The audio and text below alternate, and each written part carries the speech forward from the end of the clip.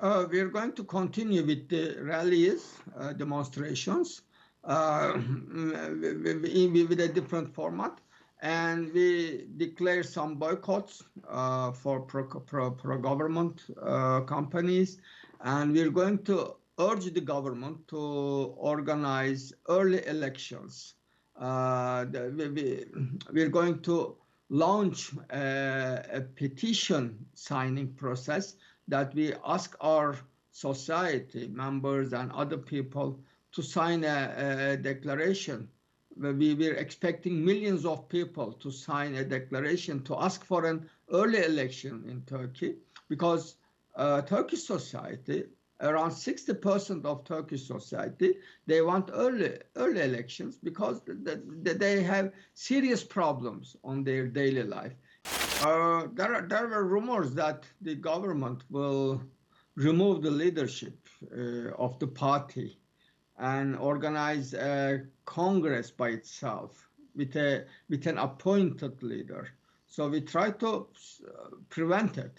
So we made something like an preemptive strike in political terms that we said we're going to organize our own congress. So we're going to replace our determination. We're going to show our determination to the government and to Turkish society that we're ready to hold our own Congress. So the government should stay away from our party because there were strong indications that our party leadership will be removed from its position and an appointed leader would be a president of the party. So we had to do something to prevent it. So that was our move to prevent such a critical possibility that we could not stand it, that our party would be controlled